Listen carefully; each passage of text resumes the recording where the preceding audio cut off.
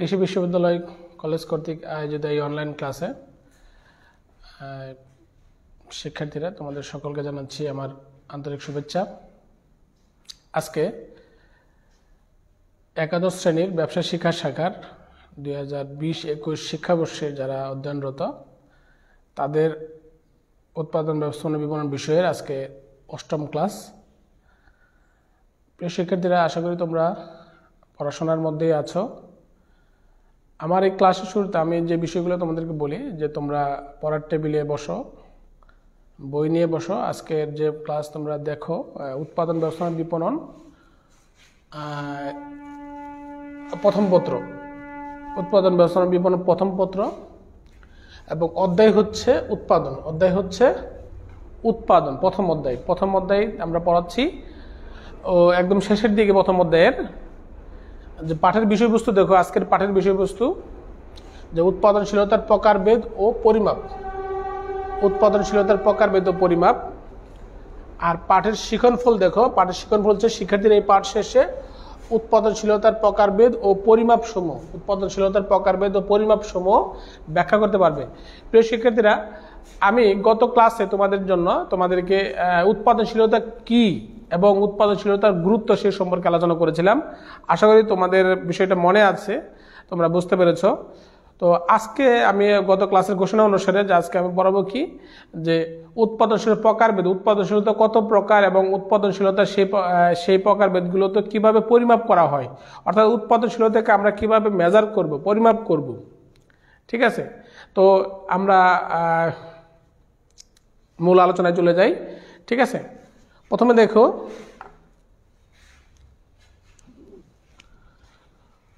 উৎপাদনশীলতার প্রকারভেদ। উৎপাদনশীলতার প্রকারভেদ।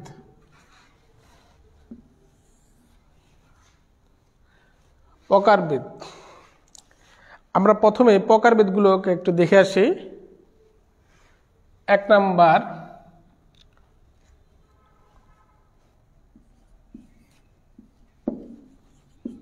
মোট অবলিক সার্বিক উৎপাদনশীলতা। সার্বিক উৎপাদনশীলতা, উৎপাদনশীলতা। 2 নাম্বার হচ্ছে শ্রমের উৎপাদনশীলতা। শ্রমের উৎপাদনশীলতা। 3 হচ্ছে যন্ত্রের উৎপাদনশীলতা। যন্ত্রের উৎপাদনশীলতা। যন্ত্রের উৎপাদনশীলতা। তারপরে 4 কাঁচামাল বা মালামালের উৎপাদনশীলতা। কাঁচামাল অবলিক মালামালের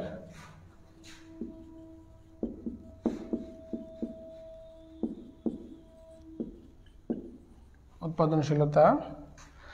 5 নাম্বার হচ্ছে আর্থিক উৎপাদনশীলতা। আচ্ছা, এভাবে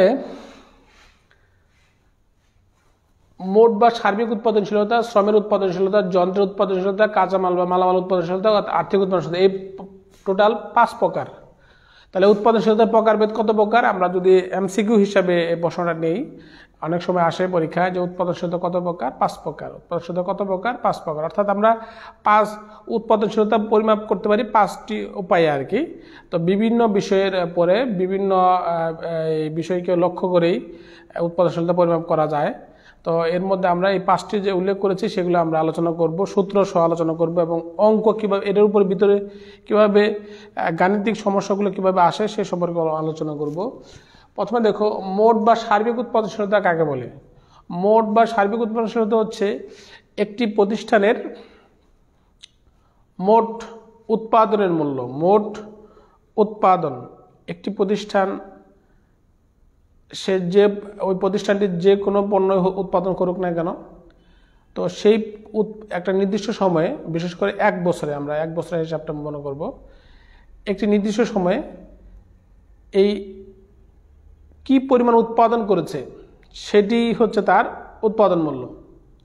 অনেক সময় অঙ্কের মধ্যে যে গাণিতিক সমস্যাগুলো দেওয়া থাকে, উৎপাদন মূল্য লেখা থাকে না, যে মোট উৎপাদনের পরিমাণ বা মোট উৎপাদনের মূল্য কত সেটা লেখা থাকে না। সেক্ষেত্রে যদি লেখা থাকে যে বিক্রয়ের মূল্য কত দেওয়া আছে, যে ওই বছরে মোট এত পরিমাণ পণ্য বিক্রি করেছে, তাহলে যেহেতু আমাদের উৎপাদনের মূল্য দেওয়া নাই, তাহলে ওই বিক্রিত পণ্যের মূল্যটাকে আমরা কি করব, মোট উৎপাদনের মূল্য ধরে নেব।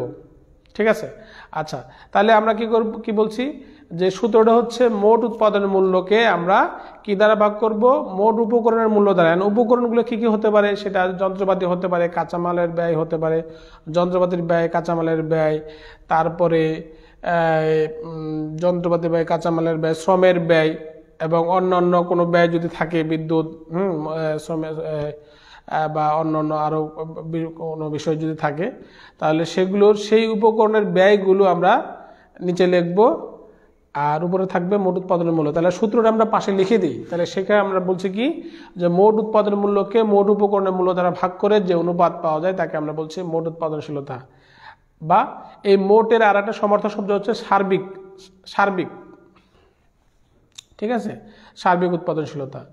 তাহলে আমরা মোট, আবার অনেক প্রশ্ন লেখা থাকে যে উৎপাদনশীলতা নির্ণয় করো, অমুক প্রতিষ্ঠানটির উৎপাদনশীলতা নির্ণয় করো। তাহলে এটা বুঝতে হবে যে যেহেতু কোনো উৎপাদনশীলতার কথা উল্লেখ করে নাই, শুধু লেখা আছে কি, জাবিরের প্রতিষ্ঠানটির মোট উৎপাদনশীলতা নির্ণয় করো।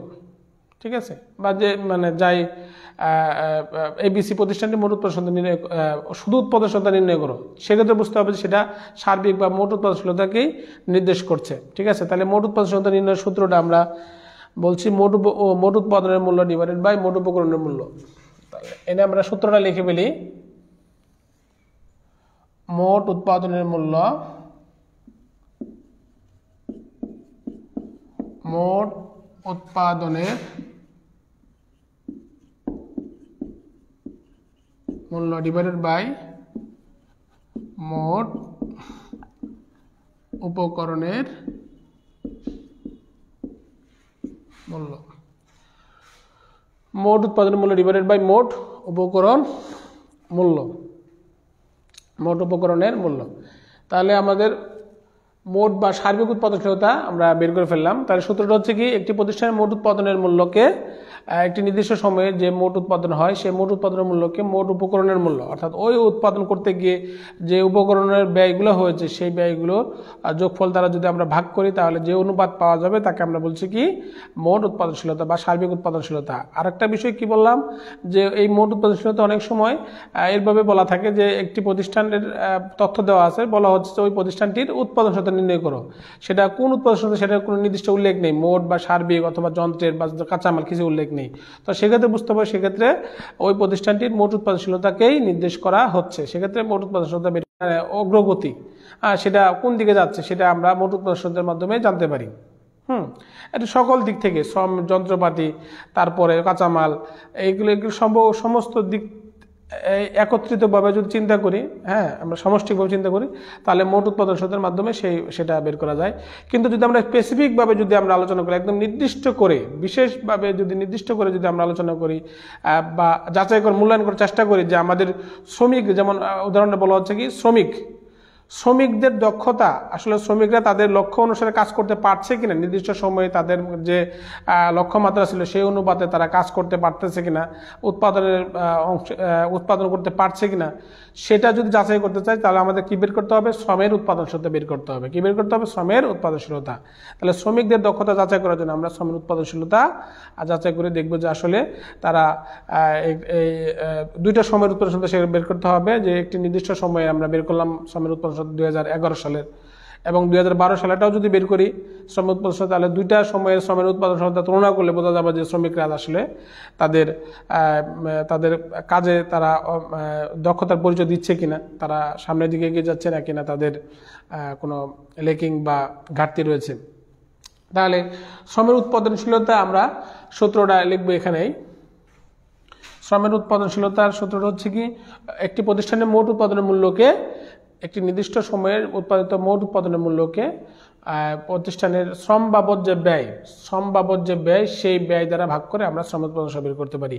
এটা বের করার আরেকটা সূত্র রয়েছে, সেটা হচ্ছে কি একটি প্রতিষ্ঠানের মোট উৎপাদনের পরিমাণকে মোট শ্রম ঘন্টা দ্বারা ভাগ করে যে অনুপাত পাওয়া যায় তাকেও শ্রমের উৎপাদন সূত্র বলা হয়। তাহলে শ্রমের উৎপাদন সূত্র বের করার সূত্র কয়টি?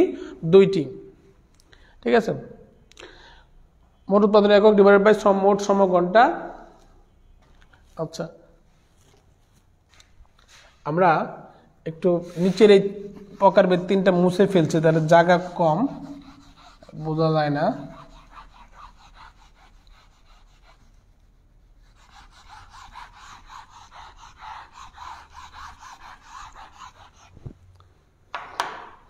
তাহলে এখানে 2টি সূত্র রয়েছে। এটা হচ্ছে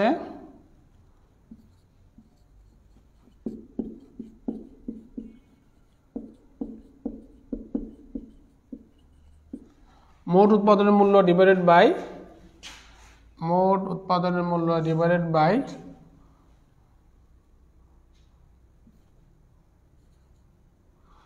শ্রম বাবদ মোট ব্যয়,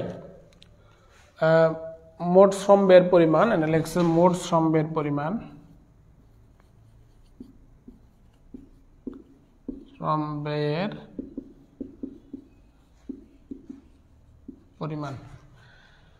মোট উৎপাদনের মূল্য ডিভাইডেড বাই মোট শ্রম ব্যয়ের পরিমাণ, অথবা আরেকটা সূত্র লেখা যায়, সেটা হচ্ছে কি অথবা দিয়ে আমরা আরেকটা সূত্র লিখব,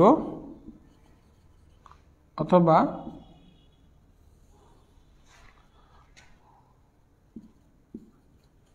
মোট উৎপাদনের একক ডিভাইডেড বাই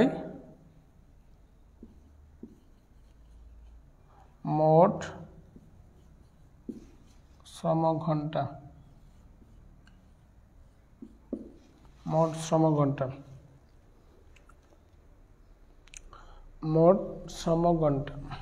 টাটা একটু ভালো করে লিখে দিই।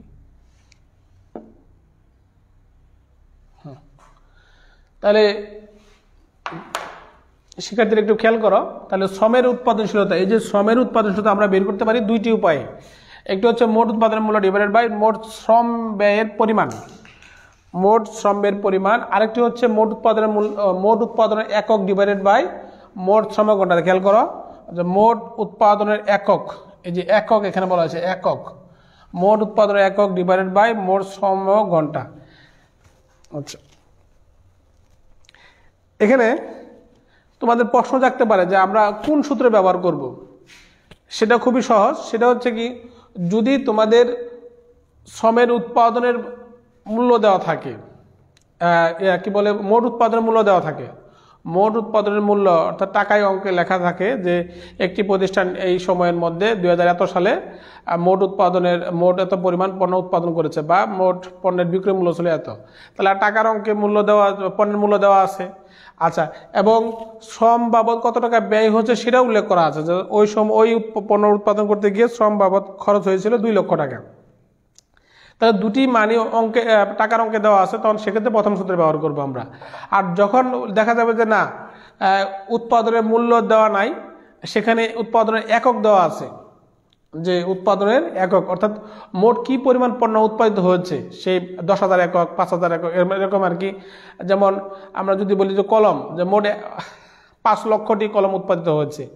যদি আমরা ছাতা বলি, মোবাইল ফোন বলি, যেটা এত পিস মোবাইল ফোন উৎপাদিত হয়েছে বা ছাতা উৎপাদিত হয়েছে, বা বইয়ের কথা যদি বলি বই এত পিস বই উৎপাদিত হচ্ছে, তাহলে এটা এককে বলা আছে। এখন শ্রম ঘন্টা কিরকম, সেখানে বলা থাকবে যে এই বইগুলো বা ছাতাগুলো উৎপাদন করতে মোট 10,000 ঘন্টা, 10,000 শ্রম ঘন্টা ব্যবহার করা হচ্ছে, অর্থাৎ যেসব শ্রমিক কাজ করেছে তাদের মোট সময় লেগেছে সে উৎপাদন করতে 10,000 ঘন্টা। তাহলে এখানে মোট শ্রম ঘন্টা দেওয়া আছে। তাই তখন আমরা ওই দ্বিতীয় সূত্র ব্যবহার করে অঙ্ক করব। অর্থাৎ আমাদের যে তথ্য দেওয়া থাকবে সেই তথ্যের আলোকে আমরা সিদ্ধান্ত নেব আমরা কোন সূত্র প্রয়োগ করব। ঠিক আছে প্রিয় শিক্ষার্থীরা? আচ্ছা, এখন আমরা আসি যন্ত্রের উৎপাদনশীলতা বের করার জন্য। যন্ত্রের উৎপাদনশীলতা আমরা এটা মুছে ফেলি।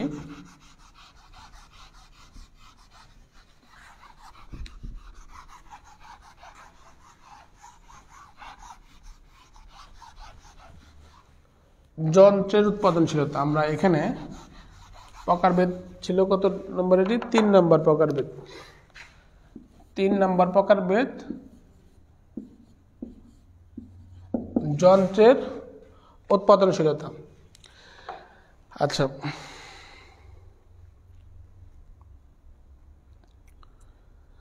এখানে এই যে মোট উৎপাদনের মূল্য, এখানে যদি মোট উৎপাদনের আর্থিক মূল্য যদি বলা হয় বা শুধু মোট উৎপাদনের মূল্য লিখলেও কিন্তু হবে। বই লেখা আছে মোট উৎপাদনের আর্থিক মূল্য, কোনো সমস্যা নয়, মোট উৎপাদনের মূল্য লিখলেও হবে এখানে, ঠিক আছে। আচ্ছা, তাহলে পরবর্তী আমরা সূত্র যাচ্ছে যন্ত্রের উৎপাদনশীলতা।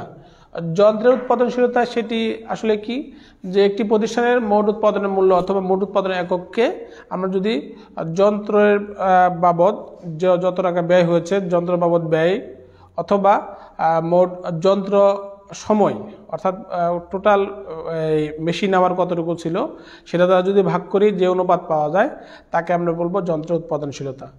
আর যন্ত্র উৎপাদনশীলতা বের করার আসলে মুখ্য উদ্দেশ্য হচ্ছে কি, যে যন্ত্রপাতিগুলো আসলে তাদের লক্ষ্য অনুসারে কাজ করতে পারছে কিনা সেই বিষয়টা পরিমাপ করা। যদি সেখানে কোনো ঘাটতি দেখা দেয় তাহলে সেই যত্নগুলো পরীক্ষা করে দেখা হয় যে আসলে কোন জায়গায় সমস্যা রয়েছে, কেন কি কারণে সেই উৎপাদনশীলতাটা কম হ্রাস পেয়েছে বা কম হয়েছে, কারণ কি সেটা তখন বের করা হয়। তাহলে এই যন্ত্র উৎপাদনশীলতা বের করে আমরা সূত্রগুলো লিখি। এই প্রথম এখানেও এই যন্ত্র উৎপাদনশীলতা বের করার জন্য 2টি সূত্র রয়েছে। শ্রমের উৎপাদনশীলতা কয়টি সূত্র রয়েছে? 2টি সূত্র রয়েছে। তাহলে 2টি সূত্র দেখো ঠিক এই শ্রমের উৎপাদনশীলতার মতোই সেই সূত্রটি আমরা এখানে দেখি। মোট উৎপাদনের মূল্য অথবা মোট উৎপাদনের আর্থিক মূল্য, মোট উৎপাদনের মূল্য অথবা মোট উৎপাদনের আর্থিক মূল্য, এখানেও তাই।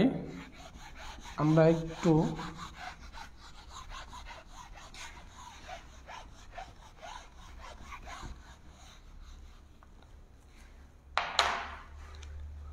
যন্ত্র উৎপাদনশীলতা সমান সমান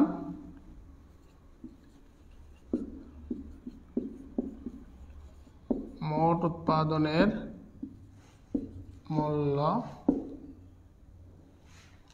ডিভাইডেড বাই মোট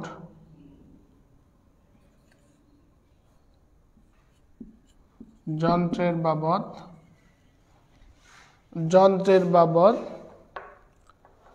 যন্ত্র বাবদ ব্যয়ের পরিমাণ, যন্ত্র বাবদ ব্যয়ের পরিমাণ,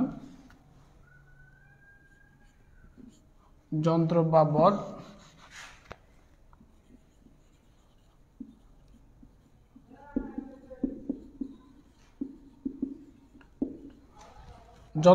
ব্যয়ের পরিমাণ। অথবা দিয়ে আর একটা সূত্র হচ্ছে কি, এখানে হচ্ছে মোট উৎপাদনের একক, মোট উৎপাদনের একক ডিভাইডেড বাই মোট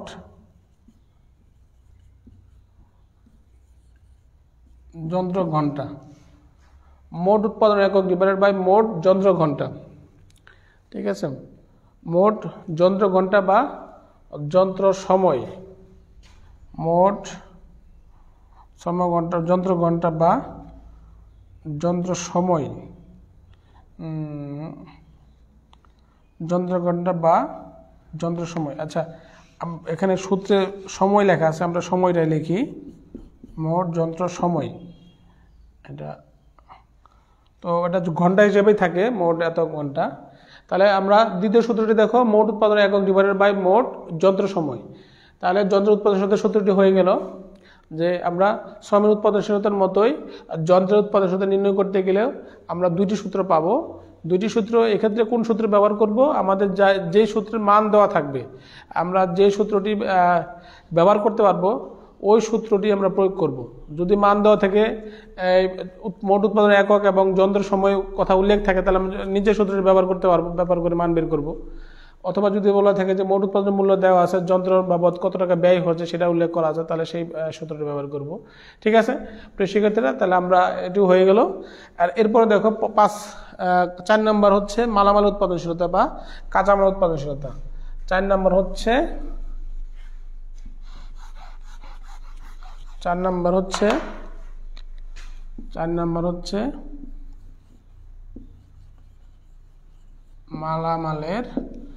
মালামালের উৎপাদনশীলতা বা কাঁচামালের, এটাকে কাঁচামালও বলা হয়, মালামাল উৎপাদনশীলতা বা কাঁচামাল উৎপাদনশীলতা। এটা সূত্র মাত্র একটি, এখানে দুইটি সূত্র নেই, তাহলে আমরা নিচেরটি মুছে ফেলছি।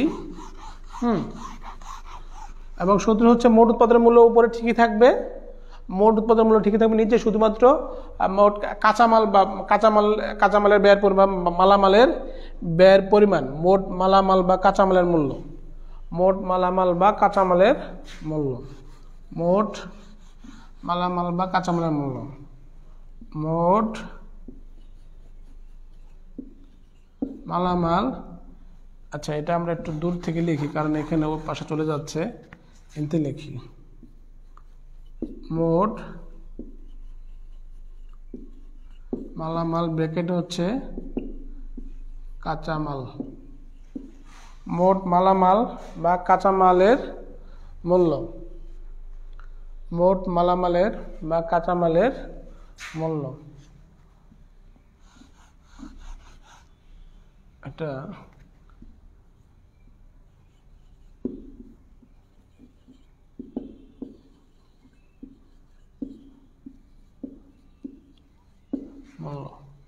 তাহলে মোট উৎপাদনের মূল্য ডিভাইডেড বাই কি হবে, মোট কাঁচামালের মূল্য। আর মোট কাঁচামালের মূল্য, মোট উৎপাদনের মূল্য, যদি আমরা একটা উদাহরণ দিতে পারি, মোট উৎপাদনের মূল্য মনে করে দেওয়া আছে হলো 10 লক্ষ টাকা, 10 লক্ষ টাকা। মোট মালামালের মূল্য দেওয়া আছে মনে করো 5 লক্ষ টাকা, ঠিক আছে, 5 লক্ষ টাকা। তাহলে মালামাল উৎপাদনশীলতা কত হবে, 2, কত হচ্ছে 2:1 হচ্ছে। তবে আমরা এই শেষের টুকু লিখবো না, শুধু 2 লিখলেই এখানে হচ্ছে আর কি 2:1, ঠিক আছে। তবে আমরা শুধু 2 লিখলেই হবে, এখানে এই শেষের 1 না লিখলেও হবে, 2। কোনো টাকা বা কোনো কিছু লেখা দরকার নেই, কারণ এখানে ভাগ করলে তো সেখানে সব টাকা চলে যাচ্ছে, টাকা চলে যাচ্ছে, ঠিক আছে, শুধু 2 থাকতেছে। আচ্ছা, এরপরে আমরা সর্বশেষ যেটি বের করব সেটা হচ্ছে কি আর্থিক উৎপাদনশীলতা। দেখো 5 নাম্বার হচ্ছে কি আর্থিক উৎপাদনশীলতা। আর একটা প্রিয় শিক্ষার্থীদের বলে রাখি, মালামাল উৎপাদনশীলতা আমরা কি জন্য বের করব, যে একটি প্রতিষ্ঠান একটি নির্দিষ্ট সময় যে পরিমাণ উৎপাদন করেছে, সেই পণ্য উৎপাদন করতে যে পরিমাণ কাঁচামাল ব্যবহার করা হয়েছে, সেই কাঁচামালের আসলে সঠিকভাবে ব্যবহার করা হয়েছে কিনা, সেখানে আমরা সেই উৎপাদনশীলতা বের করলেই কিন্তু বের করা যাবে যে আসলে কাঁচামালগুলো সদ্ব্যবহার করা হয়েছে কিনা, নাকি সেখানে কোনো গুণগত সমস্যা ছিল বা কোনো সেখানে কোনো ধরনের ঘাটতি ছিল, সেই বিষয়টা জানা যাবে। দুইটি সময়ের যদি আমরা কাঁচামাল উৎপাদনশীলতা বের করি, অর্থাৎ মোট উৎপাদনের মূল্যকে আমরা মোট কাঁচামালের মূল্য দ্বারা ভাগ করি, তাহলে আমাদের যে উৎপাদনশীলতা পাওয়া যাবে, অন্য আরেকটি সময়ের যদি আরেকটা কাঁচামাল উৎপাদনশীলতা বের করে আমরা যদি তুলনা করি, তখন দেখা যাবে যে কোন উৎপাদনশীলতা বেশি না কম। সেটা যদি কম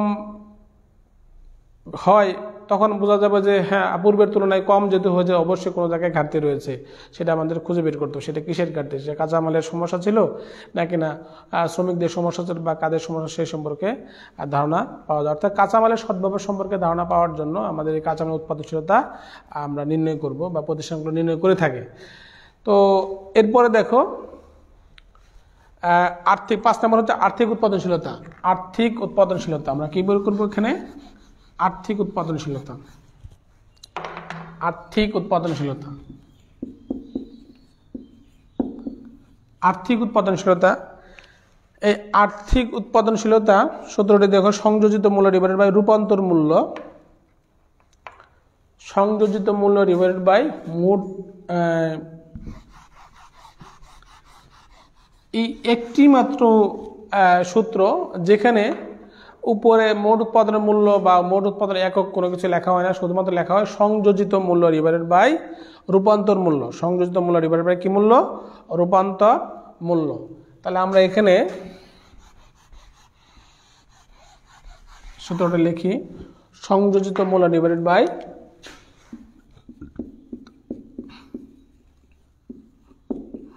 সংযোজিত মূল্য ডিভাইডেড বাই রূপান্তর মূল্য। সংযোজিত মূল্য ডিভাইডেড বাই রূপান্তর মূল্য। প্রিয় শিক্ষার্থীরা, সংযোজিত মূল্য বিষয়টা কি? সংযোজিত মূল্য আমরা কিভাবে বের করবো সেটা কিন্তু আলাদা করে বের করতে বা একই সূত্রের মধ্যেই লেখা যায়। যদি প্রথমে এই সূত্রটা লিখবে, তারপরে এই সূত্রের নিচে তারপরে অন্য আরেকটি বিষয় আমরা সেখানে অ্যাড করে দেবো আর কি। ঠিক আছে?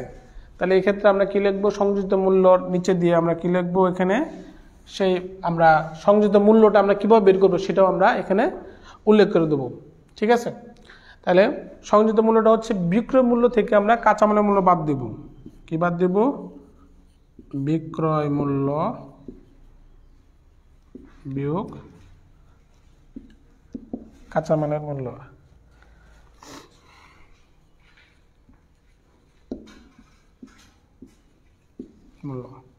তাহলে বিক্রয় মূল্য থেকে কাঁচামালের মূল্য বাদ দিলে কতটুকু মূল্য, অর্থাৎ কাঁচামালের সাথে কতটুকু মূল্য যোগ করা হয়েছে সেটা আমরা সেই সংযোজিত মূল্যের মাধ্যমে সেটা পাবো আর কি।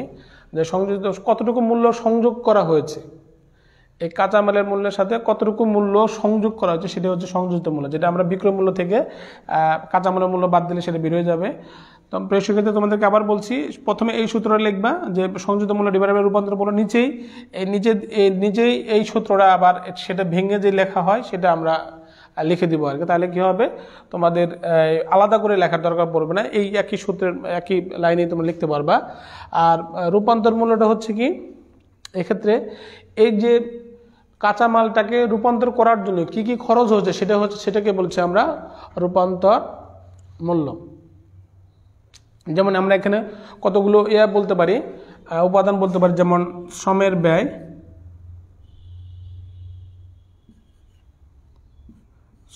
ব্যয় যোগ যন্ত্র বাবদ ব্যয়, হ্যাঁ, যোগ অন্যান্য ব্যয়। আচ্ছা, তাহলে আমরা এখানে দেখো, এখানে যে তিনটি ব্যয়ের কথা উল্লেখ করলাম, হয়তো এই তিনটি ব্যয় ছাড়া আরও দু একটা ব্যয় থাকতে পারে, তবে একটা জিনিস মনে রাখবে, সেখানে এই রূপান্তর মূল্যের মধ্যে কাঁচামালের ব্যয়টা আসবে না। কি আসবে না? এই কাঁচামালের ব্যয়টি আসবে না। ঠিক আছে? তাহলে আমরা কি বললাম, সংযোজিত মূল্য ডিভাইডেড বাই রূপান্তর মূল্য, আর এই একই সূত্রের মধ্যেই আমরা কি করব, এই সংযোজিত মূল্য কিভাবে আসলো সেটাও লিখে দিব, আর রূপান্তর মূল্যটা কোন কোন উপাদান যোগ করে আসছে সেটা লিখবো আর কি। পরবর্তীতে মনে করো যে তোমার মান দেওয়া আছে, আমরা যেহেতু নিজে লিখলে দেখা যাবে না, আমরা এখানে লিখতেছি আর কি। মনে করো বিক্রয় মূল্য দেওয়া আছে হচ্ছে 5 লক্ষ টাকা, 5 লক্ষ টাকা বিক্রয় মূল্য দেওয়া আছে। ঠিক আছে? মাইনাস কাঁচামালের মূল্য ছিল মনে করো 3 লক্ষ টাকা, 3 লক্ষ টাকা। আচ্ছা, 5 লক্ষ মাইনাস 3 লক্ষ, নিচে শ্রম বাবদ ব্যয় মনে করো যে এখানে 1 লক্ষ টাকা, 1 লক্ষ টাকা। যন্ত্র বাবদ ব্যয় 50,000 টাকা, আর অন্যান্য ব্যয় মনে করো 10,000 টাকা। আচ্ছা, তাহলে আমাদের কি আসলো, আমরা আর্থিক মূল্যটা বের করে ফেলে, এনে 2 লক্ষ ডিভাইড নিচে আসছে যে 1,60,000, 1,60,000। তা ভাগ করলে আমরা কি পাবো, আমরা সেই মানটা লিখে দিই, তাহলে এখানে হয়ে যাবে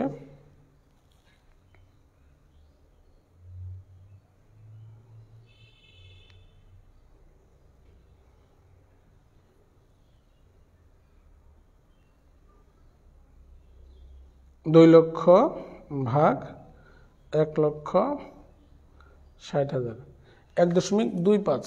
তাহলে আমরা এখানে মানটা আসতেছে কত, 1.25। ঠিক আছে? কোনো টাকা বা কোনো কিছু লেখার প্রয়োজন নেই। আচ্ছা, তাহলে আমরা আর্থিক উৎপাদনশীলতা সূত্রটি লিখলাম। আর এই আর্থিক উৎপাদনশীলতার মাধ্যমে একটি প্রতিষ্ঠান আসলে তার আর্থিক যে বিনিয়োগ, সেই বিষয়টি সম্পর্কে তারা জানতে পারে যে আসলে এটি অর্থাৎ তাদের লক্ষ্যের দিকে প্রতিষ্ঠানটি এগোচ্ছে কিনা সেই সম্পর্কে তারা একটা ধারণা পেতে পারে। ঠিক আছে, তাহলে আমরা সূত্রটি লিখলাম প্রথমে, তারপরে সূত্রটির বিস্তারিত সূত্র লিখলাম, পরবর্তীতে আমরা মান বসে একটা কাল্পনিক মান বসে সেই মানটা বের করার চেষ্টা করলাম যে কীভাবে বের করতে হয়। এখন আসা আমরা এটা 5 নাম্বার ছিল, আর্থিক উৎপাদনশীলতা ছিল 5 নাম্বারে। আমরা একটু মুছে ফেলি।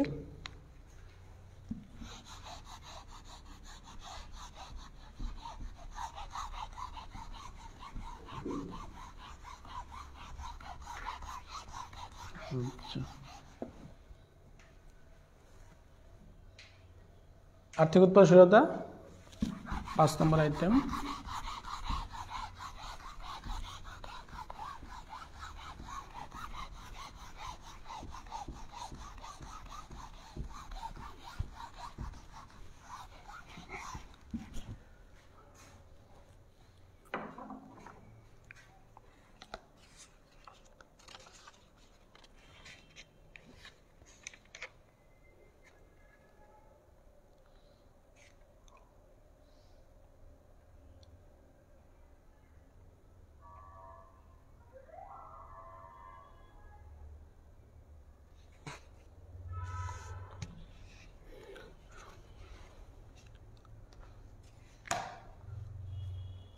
শিক্ষার্থীরা, তোমরা আজকে যে আমরা সূত্রগুলো বললাম সেই সূত্রগুলো হচ্ছে প্রকারভেদের উৎপাদনশীলতার প্রকারভেদ আলোচনা করতে গিয়ে ওই প্রত্যেকটা প্রকারভেদ কীভাবে বের করতে হয় সেই সূত্রগুলো আমরা জানলাম এবং কিছু কিছু উদাহরণ দিয়েও জানার চেষ্টা করেছি। এখন তোমরা বাড়ির কাজ নিতে পারো। বাড়ির কাজ সমস্যা তোমরা উদাহরণ হিসাবে একটা উদাহরণের অঙ্ক দেখবা, 2টি অঙ্ক দেখবা উদাহরণের। আমি 2টি অঙ্ক তোমাদেরকে দিয়ে দিচ্ছি, তারপরে আরেকটা দেখার চেষ্টা করবো হচ্ছে এক্সারসাইজ। তোমাদের পৃষ্ঠা বলে দিচ্ছি আমি।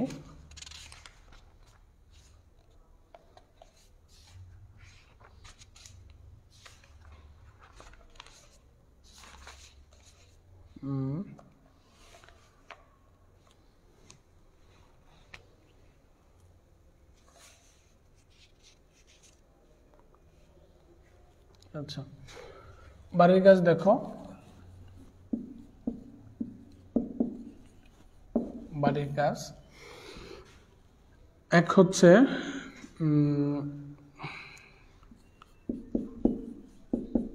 সমস্যা 1 ও 2, এটা হলো পৃষ্ঠা নং 16-17 সমত, পৃষ্ঠা 16-17, 17 এবং 18, পৃষ্ঠা 17 এবং 18। আর একটা এক্সারসাইজ করার চেষ্টা করবা, সেটা হচ্ছে 19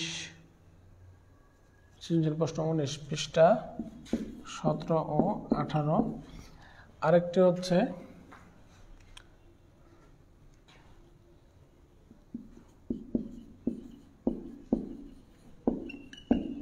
সৃজনশীল প্রশ্ন 19, পৃষ্ঠা 46, পৃষ্ঠা 46। এই দুটি হচ্ছে তোমাদের বইয়ের উদাহরণ, আর এটা এক্সারসাইজ। এই থেকে 19 নম্বর সৃজনশীল প্রশ্ন তোমরা আলাদা একটা শিটে তোমরা লিখে আনবা এবং সেটা বাড়ির আজকের যে ডেট সেই তারিখ দিয়ে, আজকে হলো 21 তারিখ, তারিখ হচ্ছে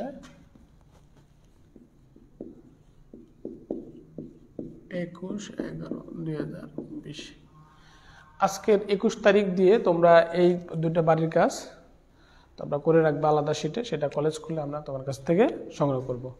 তো প্রিয় শিক্ষার্থীরা, তোমরা ভালো থাকো, সুস্থ থাকো। আর যদি কারো সমস্যা থাকে, কোনো রকমের সমস্যা থাকে, তোমরা অবশ্যই আমার সাথে যোগাযোগ করবে ফোনে। আমি সেই অনুবাদে তোমাদেরকে আবার এই বিষয়টিকে, এই টপিকটা আবার বুঝিয়ে দেব। আগামী ক্লাসে আমরা আরও বিস্তারিত, আরও নতুন নতুন অঙ্ক করব এই প্রকারভেদের উপরে। তো সেই আশাবাদ ব্যক্ত করে তোমাদের সুস্বাস্থ্য সুন্দর ভবিষ্যৎ কামনা করে আজকের ক্লাস এখানে শেষ করছি। আল্লাহ হাফেজ।